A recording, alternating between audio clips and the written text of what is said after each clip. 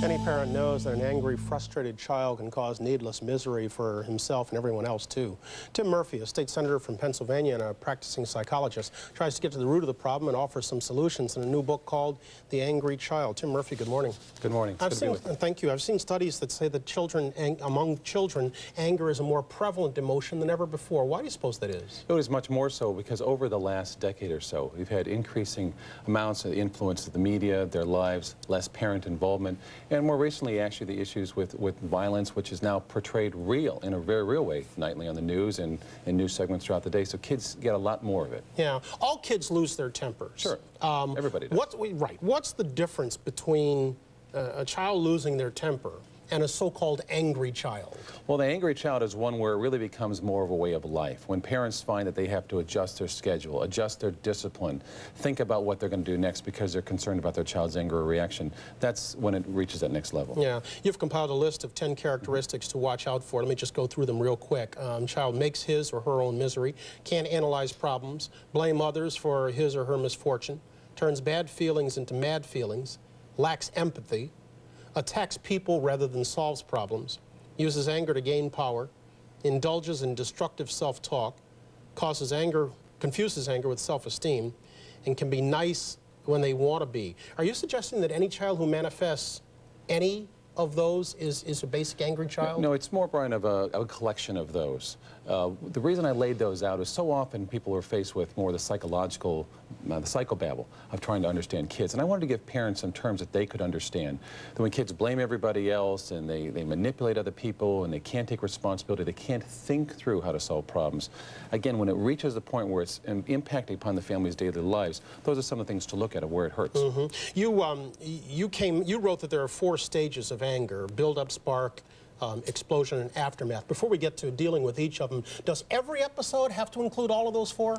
Well, I lay it out that way so that one can see whether it's a very quick leap to anger or it's more prolonged, that if we only focus on that moment of anger, when the parent and child are yelling or when siblings are fighting, it's going to be harder to know what to do. And a lot of times when parents ask me, how do I handle my child when they do this, I want them to stop and think that there's a lot that goes into that initially and things that they should be doing afterwards to take care of it. All right, so let's take them individually. First of all, build up. You say prevent an outburst. Right. What we want to do, the goal during the build-up, which is all the little things that have happened over the last few minutes, months, or sometimes even years, the grudges that kids carry, your goal as a parent is to prevent it.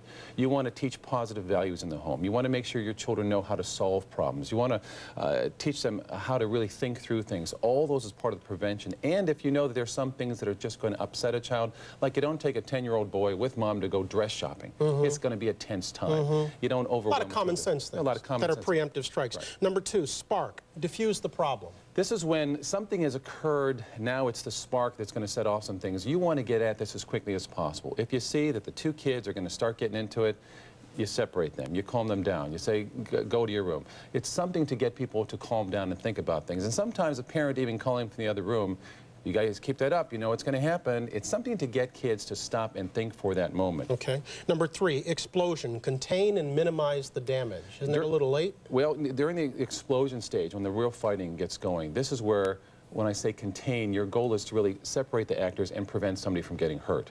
Even as a parent, sometimes our things should be walk away at that moment. Say, I got to cool off here, I'm too tense. Those are all real important messages. What you don't want to do during that stage is start negotiating with the threats and start saying to your child such things as, or if the child says, you have to give me the car keys or else. You don't want to negotiate at that time. Right. Do that later. Okay. And the last one, the aftermath, resolve and forestall future episodes. Right. How do you do it? This stage, this is one of the most important things, but unfortunately one of those that people often miss. I'm talking to a 16-year-old the other day who had terrible fights with his brother, and I said, let's talk about how you can make sure this doesn't happen again. He said, it won't happen again. I don't have to talk about it. I don't have to think about it. Well, that's wrong, because what happens here is if we don't take care of the old residue of arguments and problems, it'll become the build-up for the next cycle, and you'll find yourself there again. How do you know when it's time to seek professional help? Really, when you feel it's overwhelming. When you're concerned that your child's anger does not seem to be set off by things, when you see the child's moods erupting in various ways, it could be depression or a bipolar illness, attention disorder. So it might be something more than you can deal with. Yes. Yeah. The book is The Angry Child. Tim Murphy. Tim, thanks very much. Thank you, Brian.